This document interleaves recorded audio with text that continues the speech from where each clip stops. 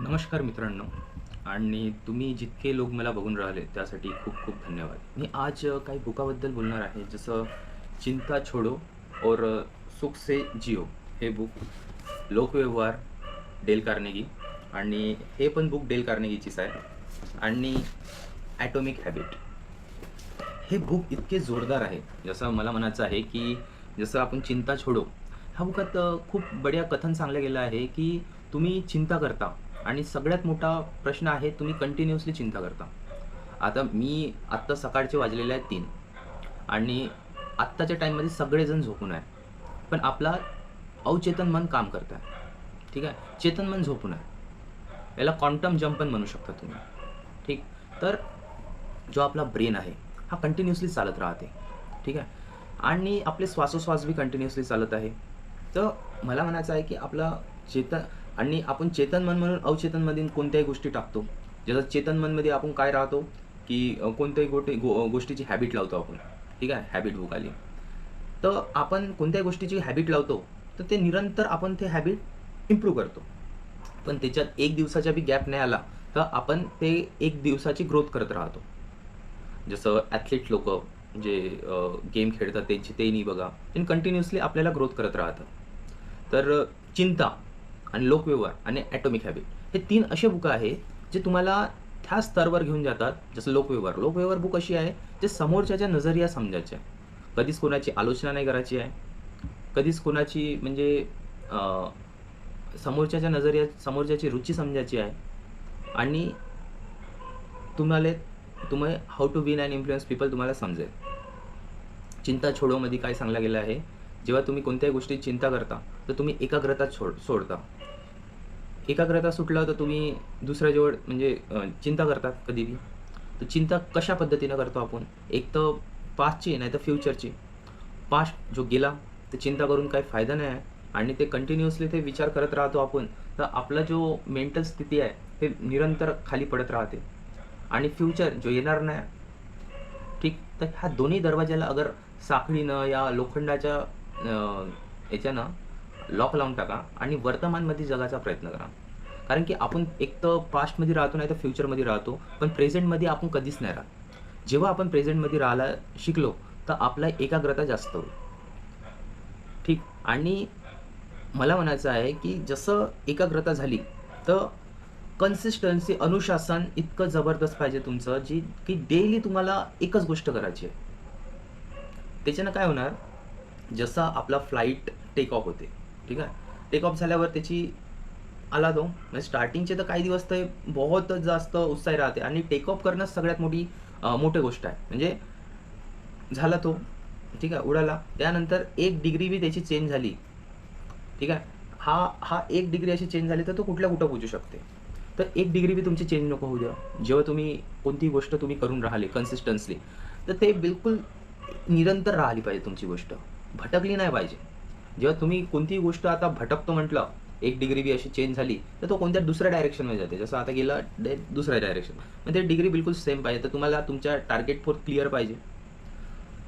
आणि याच्यात एक प्रश्न येते, की आपला जो कॉन्शियस आणि सबकॉन्शियस माइंड आहे, जे 90% पॉवर सबकॉन्शियस माइंडमध्ये. आता सबकॉन्शियस माइंडमध्ये किती पॉवर आहे?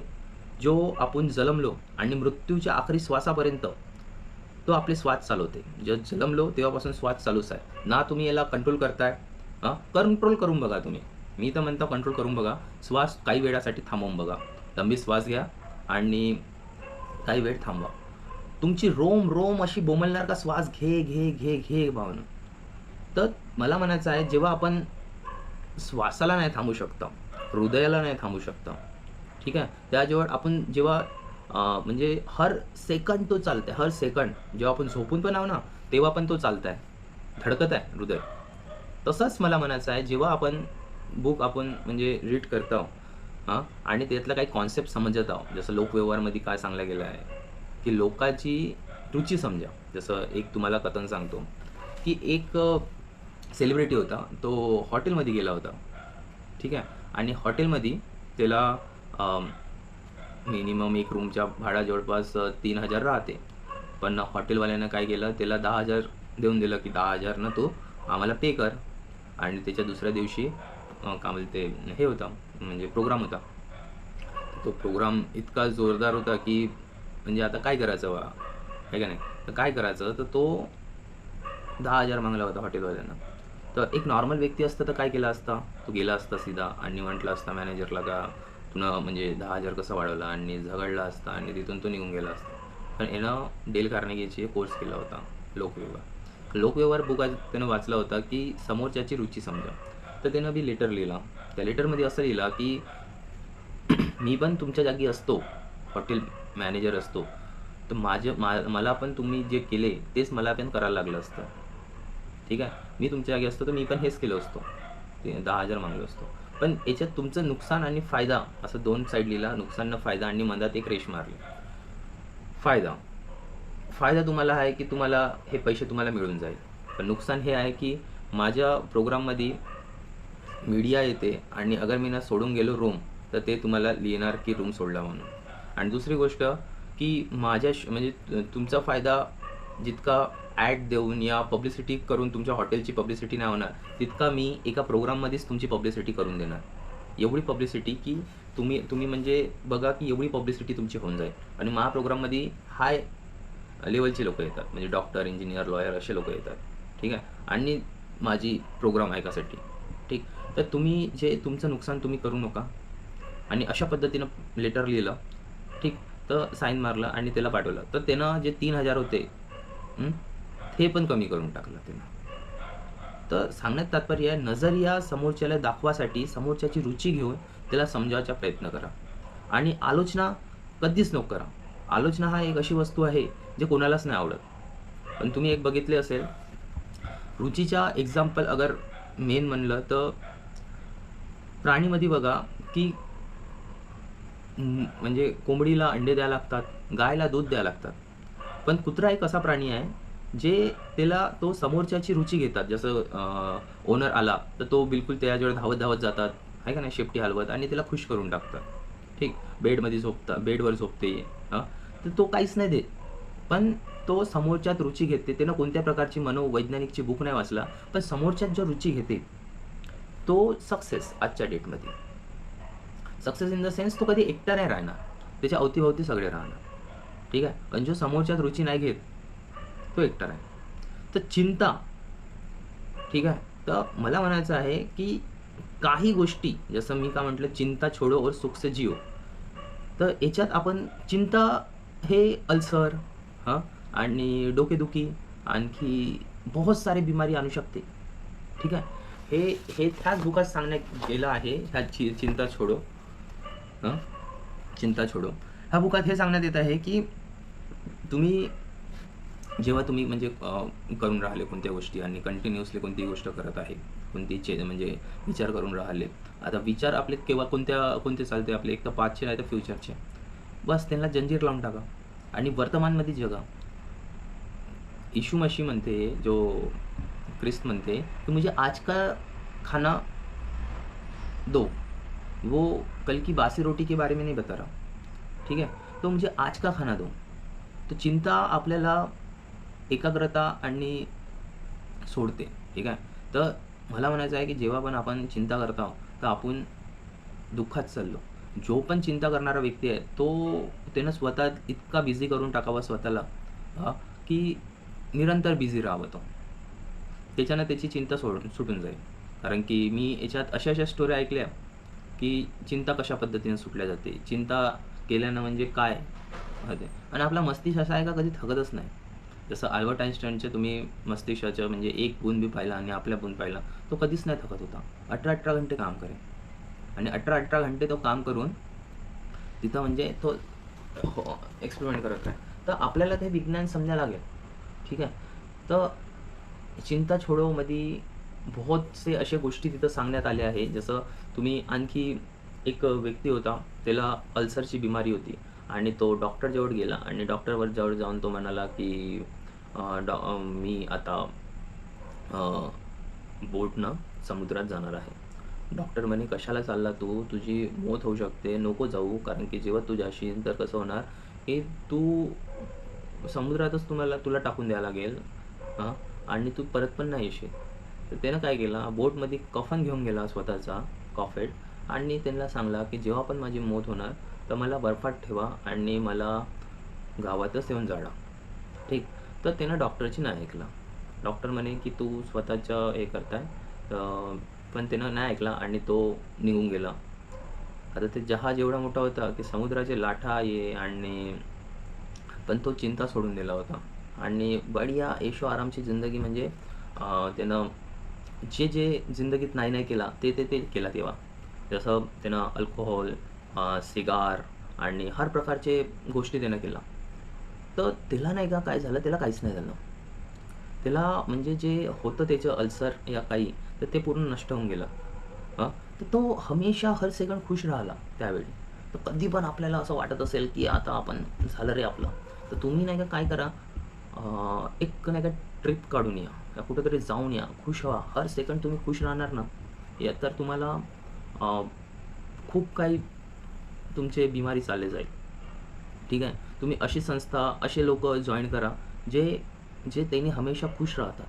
पार्कमध्ये जाणारे, या तुम्ही अशा मित्रांसोबत बोलू शकता, अशा लोकांसोबत तुम्ही बोलू शकता, जो तुम्हाला हाय घेऊन जाईल. ठीक. तर अशा व्यक्तीची संगत ठेवा. आणि डेल कार्नेगी लोकव्यवहार. लोकव्यवहार ही अशी बुक आहे, जी तुम्हाला एकटं नाही ठेवणार. ठीक आहे. चिंता सुटलं तुमचं. ठीक आहे. मग त्यानंतर संगत कशी बनवायची, लोकांसोबत बोलायचं कसं, हे आहे लोकव्यवहारची. लोकव्यवहार बुक अशी आहे, की तुम्ही समोरच्यात रुची घ्या. हां, तारीफ करा त्यांची, झुटी तारीफ नाही, असली तारीफ करा. आता असली तारीफ कशी, स्टार्टिंगला तर त्याला नाही का त्याच्यात रुची घेऊन त्याला बोलू द्या आणि समजा त्याला तो कशात रुची घेत आहे, रुची घेत आहे. जसं मी तुम्हाला सांगू का, एक एक म्हातारी होती आणि त्याचा नातू होता, आणि तो नातू बोट बोट नाही का आपण जहाज, त्याच्यात तो बहुत रुची घ्यायचा. पण त्याच्या घरी एक दिवशी 3 वाजता पाहुणा आला, आणि तो पाहुणा म्हातारीला भेटासाठी आला होता, काही कागदपत्र चेक करायसाठी. पण त्याच्यावर वेळ होता आणि ते म्हातारी काहीतरी शोधत होती.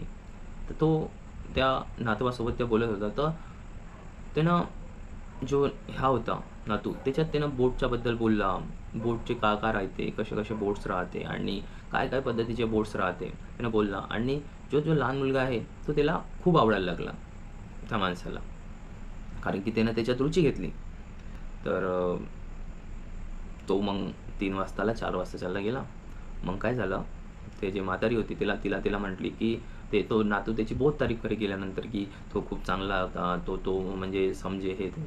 तर ती म्हातारी म्हणे की तो एक वकील होता आणि त्याला बोटबद्दल काही रुची नव्हती. पण जी तुझी रुची होती म्हणून त्यानं रुची घेतला तुझ्यात आणि तुझ्या बोटमध्ये, कारण की त्यानं बघितला की तुला बोटमध्ये खूप रुची आहे. तर ते जेव्हा पण आपण कोणाच्या रुचीमध्ये रुची घेतो, ठीक आहे, तर तर काय होतात, तुम्हाला ते मिळतात जे तुम्हाला नाही मिळत. ठीक आहे. आणखी दुसरी स्टोरी अशी आहे, की जेव्हा आपण म्हणजे एक व्यक्ती होता सेल्स पर्सन, आणि तो गेला कुठे, एका एका घरी गेला, आणि त्या घरी त्यानं बघितला, त्याला म्हणजे कोणत्या गोष्टीचं हे नव्हतं, पण त्याची आदत होती की तो हमेशा कोणाची ना कोणी तारीफ करायची आणि सच्ची तारीफ करायची. जसं पेंटिंग खूप चांगली आहे, आणि तुम्हाला म्हणजे तुम्ही खूप व्यवस्थित ठेवता घर, आणि कारण की तुम्ही एक टाईमला हे सगळं काही पेंट केलं होतं. ठीक आहे. तर त्याला तिथे जे होती, ते एकटी राहायची, तिचा नवरा नव्हता, आणि ते तिला म्हणला की तू आता माझ्याजवळ एक वस्तू आहे, आणि ते कार होती, आणि ती पडदा काढली आणि ती बघितली तर त्याला तिथं कार होती, आणि ते कार म्हणे की तुला हे गिफ्ट. तर मी म्हणलं ना, मी तुझा रिश्तेदार आहे ना, तुमचं काही रिलेटिव्ह आहे, तुम्हाला का देऊन राहिली कार हे तू. ठीक. तर ते म्हणते की मी आपल्या रिलेटिव्हला बिलकुल नाही देईल, मी अशा व्यक्तीला देऊन राहिली कार जे खरंच याची कदर करताय. तर अशी स्टोरीज आहे. ठीक. Dale Carnegie. आणि खूप अशा स्टोरीज आहे जे तुम्हाला समजणार की समोरच्यात रुची घेतल्यानंतर तुमचा कसा फायदा होईल. ठीक आहे. समोरच्याची समोरच्याची रियालिटी समजा. जेव्हा आपण समोरच्यात रुची घेतो, जसं समजून घ्या कुत्रा कसा रुची घेते समोरच्या, जसं तो आला तर हसते, बोलते.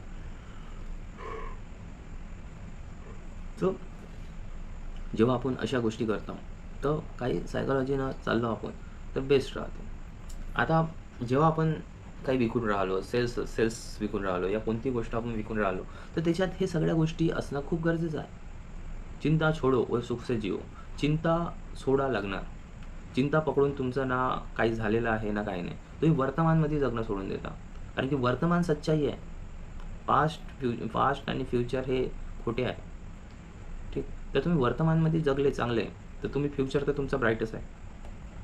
आणि 18 घंटे तुम्ही अगर व्यस्त असेल तर तुम्हाला चिंता येऊ नाही शकत. जर चिंता कोणाला येते, कारण की आपला जो ब्रेन आहे तो एका वेळी एकच विचार करते. जसं तुम्ही आता विचार करून बघा, स्टॅच्यू ऑफ लिबर्टी आणि सकाळी 3 वाजता तुम्हाला उठून धावायला जायचं आहे. दोन्ही एका वेळी विचार करा. करू शकले? नाही ना. तर असंच आपला ब्रेन काम करते. एका वेळी एकच विचार चालते आपला आणि तो विचार कंटिन्युअसली आपला एकच विचार राहते. तर जेव्हा मला हे समजलं, तर मी मग काय केलं, स्वतःला व्यस्त ठेवायचा प्रयत्न केला. जेव्हा तुम्ही व्यस्त राहते तर चिंतामुक्त राहते. जेव्हा तुम्ही रीड करा बुक, या तुम्ही काही पण करा अशी गोष्ट जे तुम्ही म्हणजे व्यस्त राहणार. जेव्हा तुम्ही व्यस्त राहता तर तुम्ही आणखी तुमच्या एकाग्रता वाढतात आणि चिंतात एकाग्रता घटतात. ठीक. तर मला काही गोष्टी आठवत राहते. ठीक आहे. जसं ॲटॉमिक बुकमध्ये काय सांगलं गेलं आहे, निरंतर 1 दिवस बी हारू नको द्या.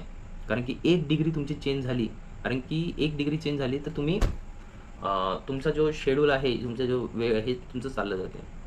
ठीक आहे. तसं मी काय केलं, ह्या बुकात सांगलं गेलं आहे की एका वेळी सगळं खाऊ नका. जसं जेव्हा टाईम रेतवाला टाईम माहीत असेल, वरून खूप स्मॉल कण खाली हे राहतात आणि टायमिंग नाही का चालू राहते. तर एका वेळी एकच कण पडते. ठीक आहे. एका वेळी सगळे कण नाही पडत. तर तसंच मी काय केलं, माझ्याजवळ मागं इतके बुक्स आहे. तर ह्या बुक्सला मी काय केलं, कवर लावून टाकले. कारण की जेव्हा मी असा कवर लावतो, ठीक आहे, आणि हे आता कोणती बुक आहे मला नाही माहीत, पण याच्या अंदर एक बुक आहे जे मला हर 2-3 दिवसात खोलायची आणि याला रीड करायची आहे. ठीक आहे. त्याच्यानं म्हणजे मला माहीत नाही, पण हर दिवशी मी अगर 1% ग्रोथ करत असेल तर मग मला जिथं पोचायचं आहे मी तिथं पोचून जाईल, नाही का. तर मला एवढे बुक्स कंप्लीट करायचे आहे जे मी मागं ठेवलेले आहे व्हाईट कवर लावून, आणि इकडले बुक दिसत आहे मी ते वाचले. ठीक आहे. तर मला म्हणायचं आहे की एका वेळी एकच बुक कंप्लीट करायचं आहे, एका वेळी एकच व्हिडिओ बनवायचा आहे. तर आपल्याला मुश्किल केव्हा येते का आपण एकाच वेळी सगळं पाहून घेतो. सिर्फ 4 कदम पाहायचे आपल्याला, 4 कदम चालायचे आहे. जेव्हा आपण 4 कदमचा विचार करतो तर पूर्ण ग्राउंडचा विचार नाही करायला लागत. ठीक आहे. जेव्हा अशी कार चालते ना, त्याला सिर्फ लाईटाच्या बेसवर तो एका गावावरून 100 किलोमीटर तो पोचून जाते, कारण की त्याला सिर्फ 4 कदम दिसतात. 4 कदममध्ये इतकी पॉवर आहे, जास्त तुम्ही जायची गरज नाही. ते 4 कदम जा, तुम्हाला आणखी रस्ता दिसेल. आणि अशा पद्धतीचे हे बुक्स आहे, जे तुम्हाला हे 3 बुक्स अगर तुम्ही वाचले, मी सांगितलं तुम्हाला महत्त्व. पहिले तर चिंता सोडा. ठीक आहे. मग त्याच्यानंतर चिंता सोडल्यानंतर संगत चांगली पकडा. जेव्हा तुम्ही संगत चांगली पकडत आहे तर मी काय म्हणतो, जेव्हा तुमचे 4 बिलिनियर मित्र असेल तर 5वा बिलिनियर तुम्ही आहे. तुमचे मित्र तुम्ही ओळखा पाहिजे. तुम्ही कोणत्या संगतीसोबत राहिले, तुमची कशी संगत आहे, तुम्हाला कसा एन्व्हायरमेंट तुम्हाला हवा आहे. कारण की तुम्ही आपल्या जिंदगीचे तुम्ही स्वतः विधाता आहे. तुम्ही स्वतः विधाता आहे. तुम्हाला ना कोणी हारवू शकत, ना कोणी तुम्हाला काही म्हणू शकत. तुम्ही पहा ना, कधीच कोणाची नाही ऐकत आपण. आपल्याला जे पाहिजे तेच करतो आपण. ऐकतो सगळ्याची, पण करतो आपल्या मनाची आपण. तर हे जे मला म्हणायचं होतं की सायकॉलॉजी आणि मनोविज्ञान कसं चालते लोकांचं, आणि चिंता सोडल्यानंतर संगत पकडायची कशी, तर हे बुक लोकव्यवहार, how to win and influence people, हे बुक इतकी जोरदार आहे ना मित्रांनो. जसं तुम्ही समजून घ्या, समोरच्याची अगर रुची समजली आपण तर तो आपल्याला घरी पण बोलवणार, सगळंच करणार. आणि सेल्स पर्सन असेल, बिझनेस पर्सन असेल, ऑन्टरप्रेन्योर असेल, तर हे बुक तुम्ही रीड केले ना तर तुम्हाला समोरच्याची सायकॉलॉजी कशा पद्धतीनं वर्क करते आणि त्या सायकॉलॉजीला कसं ट्रीट करायचं, आणि ते ट्रीट केल्यानंतर त्यांना म्हणजे आपली रुची न दाखवता त्याच्या रुचीमध्ये रुची घेतली. ठीक आहे. तर तुम्हाला सगळ्याच गोष्टी मिळून जाईल. अशी मी खूप अशा स्टोऱ्या सांगू शकतो लोकव्यवहाराच्या, की त्याला एक व्यक्ती होता, त्याला 4 वर्ष त्याच्या मागं तो घुमत होता, पण त्याला ते जे चेअर्स होते ते काही मिळत नव्हते. पण त्यानं काय केला, बघितला, रात्री अभ्यास केला की याला रुची कशात आहे. तर त्याला रुची होता एका संस्थेमध्ये. तर तो संस्थेबद्दलच जाऊन त्यासोबत चर्चा केली, आणि तो संस्थेबद्दलच चर्चा करता करता त्याची तो ऐकून घेतला 1 तास 2 तास, आणि त्यानंतर तो स्वतः म्हणताय की तू चेअर घेऊन जा. पहिले त्याने चेअर नाही बोलला. आपला काय स्वभाव आहे की डायरेक्ट आपण कोणत्या गोष्टीला मानतो, या जाऊन आपण चिल्लावतो का मला हे पाहिजे, हे नको करू, का समोरच्या ह्या 2 गोष्टीनं तो ऐकून घेणार नाही. त्याला आपल्याला समजदारीनं आणि त्यांच्यानुसारच आपल्याला समजावं लागेल. जसं एक वेळा काय झालं, एका व्यक्तीला नाही आवडत होतं की कोणी पार्कमध्ये आग जळवून आणि ते पाणी न टाकता चालला जायचं. तर त्याच्यानं आग लागे जंगलात नाही का. तर फायर एवढी मोठी आग लागून जाय की फायर ब्रिगेड बी बोलवावं लागे. तर तो व्यक्ती इतका गुस्सेल होता का तो घोड्यावर जाऊन म्हणजे पटापट जाऊन त्यांच्यावर चिल्लावे की तुम्ही हे काय करून राहिले, तुम्ही नको करा असे, अ, अ, तुम्ही पार्टी केल्यावर तुम्ही आग तरी विझवा आणि तुम्ही व्यवस्थित विझवले तर जमेल आणि असं असं तसं तो बोलायला लागला. पण पण काय झालं की त्यांनी काय ऐकायचे नाही. त्यांना काय ऐकू नाही राहत. पण पण त्याने जेव्हा डेल कार्नेगीची बुक वाचला लोकविवर, तर आता त्याची जे बोलायची पद्धत आहे ती कशी होती. खूप चांगलं वाटलं तुम्ही इथं आले आणि पार्टी करून राहिले आणि एन्जॉय करून राहिले आणि करायला पण पाहिजे. आम्ही आमच्या टाईममध्ये खूप एन्जॉय केला. आम्ही तुमच्या वयात होतो तर. आणि जेव्हा तुम्ही आता एन्जॉय करून राहिले, तर हे बघून मला खूप आनंद होऊन राहिला आणि असेच तुम्ही पार्टी करायला या. आम्हाला खूप चांगलं वाटते. आणि जसं-जसं तुम्ही म्हणजे तुमची जे फ्रेंडशिप आहे, तुम्ही जे बोलून राहिले, हसून राहिले, आहे का नाही? हे बघून मला पण तुमच्याशी जॉइन व्हायचं आवडेल. का मी जॉइन होऊ शकतो? म्हणते, "हां, बिलकुल होऊ शकता तुम्ही." तर तो म्हणतो की मी मी मी मी एक गोष्ट सांगतो, की तुम्ही काय करा, की जेव्हा पण आपण गोष्टी करतो म्हणजे नाही का आग लावतो, ठीक आहे? तर ते तुम्ही विझवायचा प्रयत्न करा. कारण की तुम्ही मला माहीत आहे तुम्ही खूप चांगले लोक आहे. तुम्ही विझवूनच जाता आणि असं म्हणून तो चालला जातो आणि 1-2 शब्द तुम्ही आपल्या जोडून ॲड करू शकता. पण पहिले काय करा, रुची घ्या त्यांच्यात आणि आणि तारीफ करा त्यांची. त्याच्यानंतर तुम्ही गोष्ट तुमची मांडू शकता. त्याच्यानं काय होणार, तुम्हाला एक सटीक आणि करेक्ट नुसका भेटेल, त्याच्यासोबत कशा पद्धतीनं डील करायची आहे. जेव्हा आपण अशा पद्धतीनं डील करतो कोणाच्यासोबत, तर बेस्ट आहे, बेस्ट ऑफ बेस्ट आहे, की तुम्हाला रिझल्ट भेटणार. याच्यात काहीच अचूक नाही आहे. ठीक आहे. मी करून बघितलं. मी पण करून बघितलं. मला पण रिझल्ट मिळाला मित्रांनो. आणि जेव्हा रिझल्ट मिळते ना, मग मजा येते. की समोरच्यात रुची घ्या. तो तुम्हाला फोन लावला तर त्याच्यात रुची घ्या. जेव्हा तुम्ही त्याच्यात रुची घेता, तर तुम्हाला बहुत बढिया काही गोष्टी शिकायला पण मिळतात. कारण की कधी-कधी तिला काहीतरी सांगायचं राहते आणि आपण ऐकण्याची मानसिकता नाही राहत. तर एक आपण लास्ट स्टोरी सांगू. एका वेळी एका पार्कमध्ये एक माणूस आपला कुत्रा घेऊन जात होता आणि त्याला कधीच नाही आवडायचं त्याला कुत्र्याला साखळी लावायची या बेल्ट लावायची आणि कुत्र्याला पण नाही आवडेल. तर एका दिवशी तिकडून एक पोलीस येतो आणि तिला म्हणतो की तुला माहीत नाही की कुत्र्याला बेल्ट लावायचा आहे का कोणाला डसेल या गिलहरीला खाऊन टाकेल. तर तो म्हणतो की असं आत्तापर्यंत कधीच नाही झालं. तर तुझ्या होण्याचा मी वाट बघू या कानून तुला माहीत नाही, असा पोलिसवाल्यानं म्हटलं. त्यानंतर मग तो म्हटला सॉरी सर आणि पुढच्यापासून नाही होणार आणि तो जवळपास 1-2 हप्ता बिलकुल आपला म्हणजे बेल्ट लावून त्याला कुत्र्याला ने पहाडीवर. ठीक आहे. आणि त्या पहाडीवर कोणी राहायचं नाही असली गोष्ट नाही का. त्या पहाडीवर कोणी राहायचं नाही. पण एक दिवस काय झालं की पोलिसवाला समोरून आला आणि 2 हप्त्यानंतर 3 हप्त्यानंतर तो आला आणि जसा आला तो हा पहिलेच म्हणायला लागला सॉरी सर माझ्यानं गलती झाली. कुत्र्याला मला बांधायला नाही पाहिजे होतं आणि त्याचे जितके शब्द होते गॅलरीला काढून मला काढून माहीत नाही. तुम्ही मला जे शिक्षा द्यायची देऊ शकता. आणि त्याच्यानंतर तो पोलिसवाला म्हणे की नाही, नाही, नाही, नाही असं नाही की मी बी नाही बघितलं, तू बी नको बघू आणि जशा पद्धतीनं तू चालताय तर चाल आणि तुला जास्तच सीरियस घेऊन घेतलं ते गोष्टी. तर तुमचे शब्द तो बोलन आणि त्याचे शब्द तो बोलन जेव्हा तुम्ही नर्मता दाखवणार. म्हणजे सॉरीची फिलिंग बहुत इम्पॉर्टंट आहे. जेव्हा तुम्ही सॉरी राहता समोरच्या विषयी, तर तो पण तुमच्या विषयी तसाच वागेल. ठीक आहे. आणि तुमची भाषा तो बोलला पाहिजे.